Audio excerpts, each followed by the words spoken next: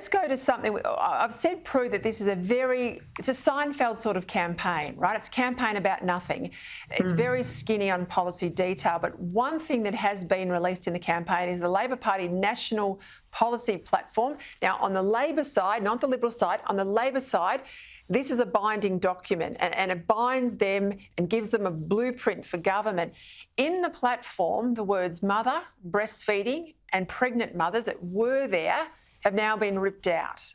Now, this says everything, doesn't it, about where Albanese is headed if they win in a fortnight's time. And isn't it fascinating that the party that brought you the Mean Girls and who really does need women voters, because a lot of women I know won't be voting Labor because they feel that, you know, this whole mean girl bullying thing was just over the top and appalling, and the fact that Albanese let them get away with it and defended them, in fact.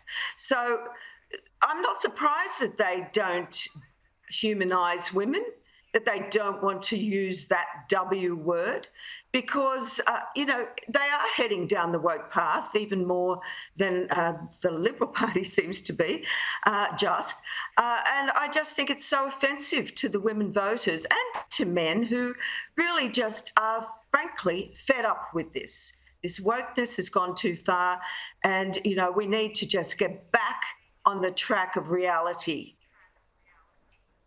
Nick, this is where Catherine Deves does two things. One, she strikes a chord with ordinary people, but in an election campaign where there's so much policy sameness, you know, net zero and a whole range of other areas where the government and the opposition are on the same page, she draws a real contrast between Labor that are banning women in the national platform and Deves, who's speaking up for women, that most people at the barbecue in the backyard, probably not on talkback radio, but in the privacy of their own homes, are saying, this Catherine Deves, she's speaking for me.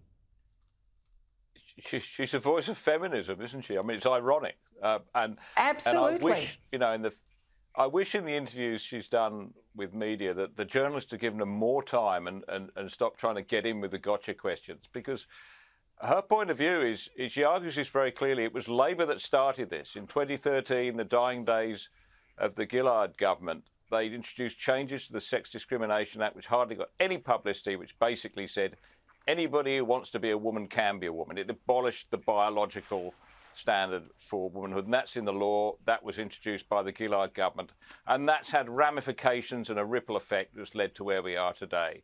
So she's very clear on this. I mean, she points to the Labor started this. I'm not surprised that they're still carrying on down this track. And I dare say she will pick up a lot of votes at this election from people who would otherwise have voted Labor.